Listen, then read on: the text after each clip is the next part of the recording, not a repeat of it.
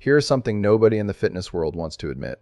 You could be going to the gym consistently, doing your dumbbell presses week after week, and actually be working against yourself without even knowing it. Not because you are lazy, not because you are not strong enough, but because of 5 small technique mistakes that almost every single person over 60 makes with this exercise. And here's the part that really gets me. These are not obvious errors. They are subtle. They look fine from the outside. Your workout buddy probably does the same thing. Your gym buddy might even compliment your form. But underneath, these mistakes are quietly stealing your chest gains, putting unnecessary stress on your shoulder joints, and keeping you stuck at the same level month after month. Today, we're going to fix that. I am going to walk you through each mistake one by one, show you exactly what is going wrong, and give you the simple correction that changes everything. By the end of this video, you will have a completely different understanding of how this exercise is supposed to feel, and I promise you the very next time you pick up those dumbbells, they will feel like a brand new movement. Mistake 1, improper arm path. Let us start with mistake number 1, and this one is responsible for more shoulder pain in seniors than almost anything else I see in the gym. It is your arm path. Specifically where your elbows are going during the press. Most people, when they pick up the dumbbells and start pressing, naturally let their elbows flare straight out to the sides, almost like a scarecrow. Arms wide, elbows pointing outward at nearly 90 degrees from your body. It looks powerful, it feels natural, and it is quietly destroying your shoulder joints. Here's what is actually happening when your elbows flare out wide. Your upper arm bone and your shoulder socket are being forced into a position they were never designed to press from. In your 30s and 40s, you might get away with it. But after 60, when joint tissue is naturally thinner and recovery is slower, this angle creates repetitive impingement right where your rotator cuff sits. Over months and years, that adds up to chronic pain, limited range of motion, and eventually an injury that takes you out of training altogether. The fix is simple, but it will feel strange the first few times. Instead of letting your elbows flare out wide, bring them in so they sit at roughly a 45 to 60 degree angle from your body. Not tucked tight like a tricep press, but not flared wide either. Think of it like the shape of an arrow pointing forward. Your elbows are slightly in front of your body, not directly to the sides. When you do this, 2 things happen immediately. First, your shoulder joint moves through its natural arc instead of being forced into an impingement position. Second, your actual chest muscle, the pectoralis, gets more direct tension on it because your arm is now pressing at the angle the muscle fibers actually run. Before we move on, I want to check in with you.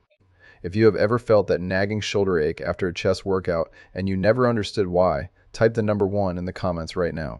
You are not alone, and fixing this one thing might be the answer you have been looking for. Mistakes 2, forearms, bending inward. Alright, mistake number 2. This one is sneaky because it happens slowly during the set, usually when you start to fatigue. Your forearms begin to drift inward as you press up. Picture this. You start the movement with everything looking decent. But by rep 6 or 7, instead of your forearms being perfectly vertical, stacked straight up over your wrists and elbows, they are tilting inward, pointing toward each other at the top of the movement.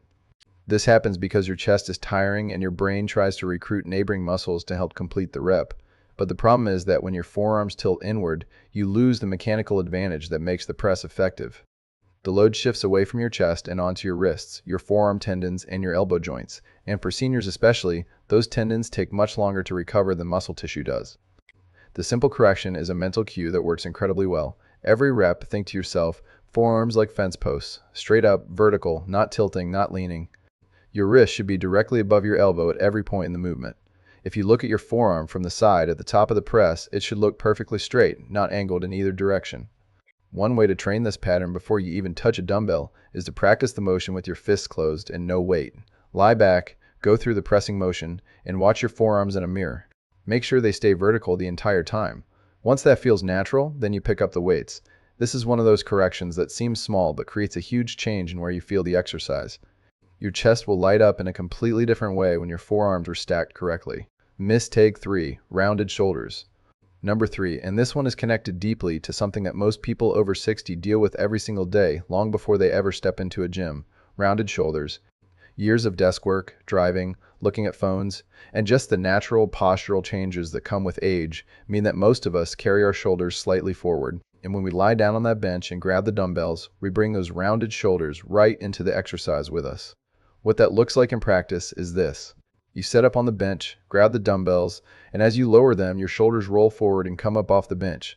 Your chest sinks down, your upper back flattens out. And now the exercise that was supposed to challenge your chest is instead loading your front shoulder tendons and your neck muscles. Here's the cue that fixes this completely. Before you press a single rep, do this first. Pull your shoulder blades together like you are trying to hold a pencil between them. Then press them gently down toward your back pockets. Your chest will naturally lift and puff up. Now you have created what coaches call a proud chest position. Your shoulders are back, your chest is up, and you have a stable foundation to press from.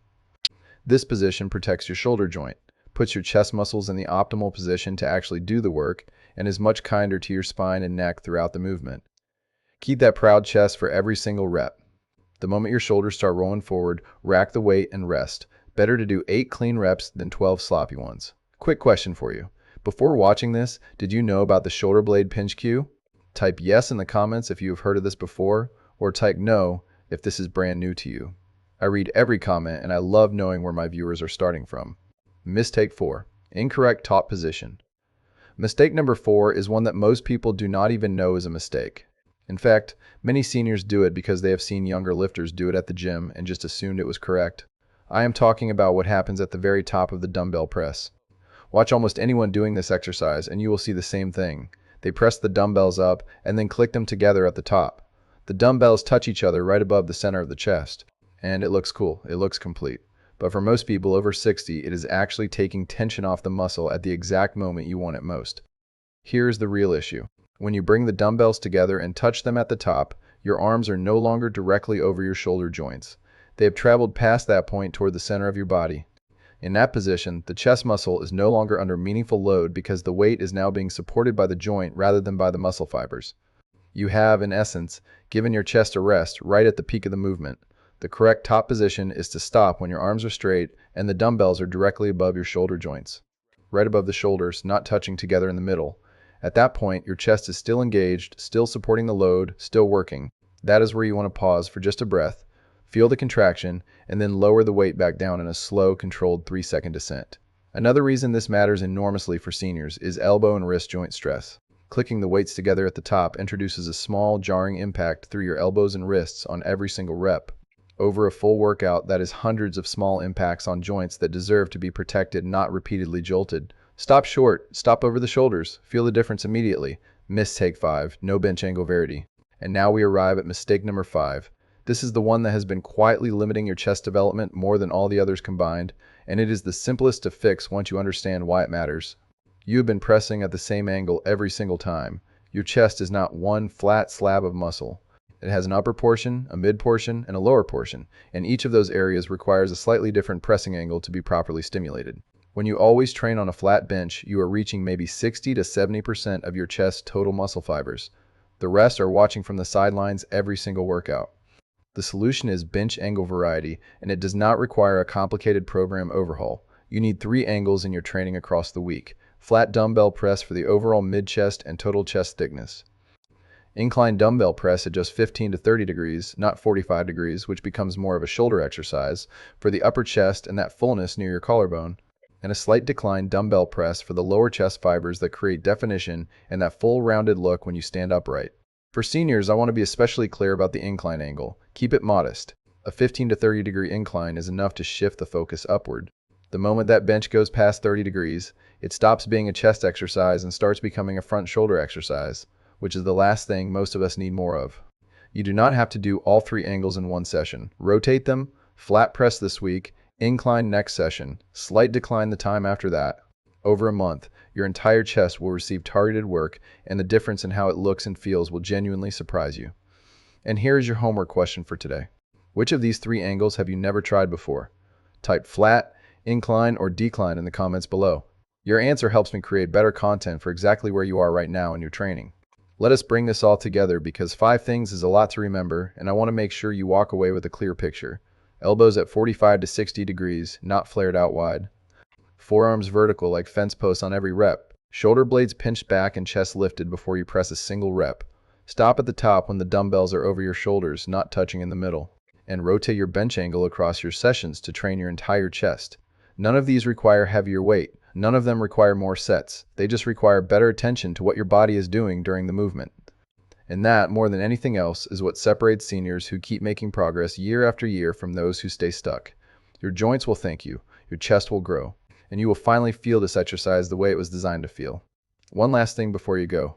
If this video helped you see your dumbbell press in a completely new way, drop the word good in the comments below. It takes 2 seconds. It tells me this kind of content is worth making more of, and it genuinely means a lot to me when I see it down there. And if you want to go even deeper on building your upper body the right way as a senior, there is a video on screen right now that I think you're going to find very valuable. Go watch that next. I will see you there.